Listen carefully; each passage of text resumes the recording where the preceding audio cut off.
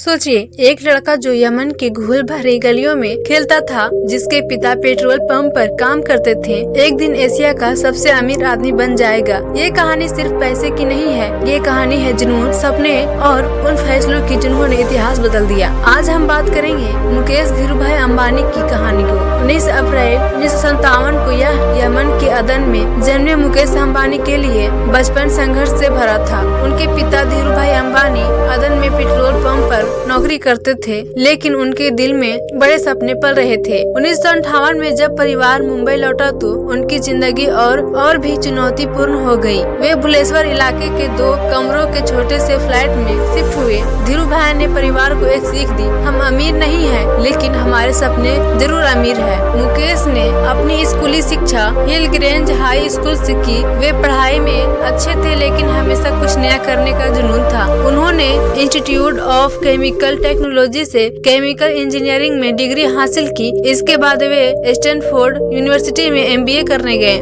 लेकिन तभी उनके जीवन में एक बड़ा मोड़ आया। धीरूभाई अंबानी ने फोन किया और कहा, मुकेश अब किताबें छोड़ो और घर वापस आओ, बिजनेस तुम्हें मैदान में उतरकर सीखना है। मुकेश ने अपनी MBA की पढ़ाई बीच में ही छोड़ दी। 1981 में मुकेश अंबानी ने रिलायंस में शासकीय रूप से काम करना शुरू किया। तब रिलायंस एक टेक्सटाइल कंपनी की थी, लेकिन धीरूभाई और मुकेश का सपना था इसे पेट्रोकेमिकल्स और रिफाइनिंग में बदलना। सबसे बड़ा प्रोजेक्ट था जामनगर में दुनिया की सबसे बड़ी रिफाइनरी बनाना। 6,60,000 बैरल प्रतिदिन रिफाइनिंग क्षमता। सरकारी मंजूरी में अड़चने, तकनीकी समस्याएं, फंडिंग की कमी, बहुत सारी मुश्किलें झेले। अगर लोग तुम्हारे सपने पर हंस रहे हैं तो समझो तुम सही रास्ते पर हो। रिफाइनरी प्रोजेक्ट एक सफलता बना और रिलायंस का नाम दुनिया के नक्शे पर चमका। जामनगर रिफाइनरी के निर्माण का ड्रोन प्रोजेक्ट, फुटेज इंजीनियरिंग के साथ मीटिंग्स के विजुअल।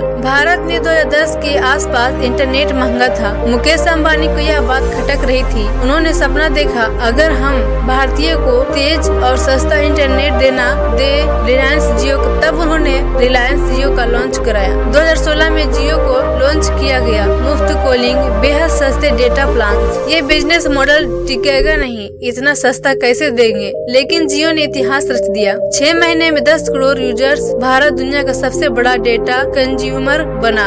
अगर हर भारतीय के हाथ में इंटरनेट है तो देश बदल जाएगा। गांव में लोग पहली बार स्मार्टफोन का इस्तेमाल करते हुए दिखे। छोटे बच्चों को ऑनलाइन पढ़ाई करते हुए दिखाई। हर सफलता के पीछे छिपी होती है अनगिनत असफलताएं। रिलायंस पर अरबों का कर्ज, शेयर बाजार में गिरावट, पारिवारिक विवाद, लेकिन मुकेश अंबानी ने कभी हार नहीं मानी। चुनौतियां तुम्हें तोड़ने नहीं बनाने आती है। आज रिलायंस भारत की सबसे बड़ी कंपनी है। 1985 में मुकेश ने नीता अंबानी से शादी की। नीता अंबानी ने रिलायंस फाउंडेशन को संभालते हुए समाज सेवा में बड़ा योगदान दिया। उनके 3 बच्चे हैं, आकाश, ईशा और आनंद। आज रिलायंस को आगे बढ़ा रहे हैं। भले ही वो एंटीलिया जैसे महल में रहते हैं, लेकिन उनके दिल में अभी भी सादगी है। जितना बड़ा आदमी मानो उतना ही विनम्र रहो। पारिवारिक तस्वीरें। मुकेश अंबानी की कहानी हमें ये सिखाती है कि बड़ा सोचो और खुद पर भरोसा रखो। हार मानना कभी विकल्प नहीं होता। रिस्क लेना सीखो, तभी बड़ा बदलाव ला पाओगे।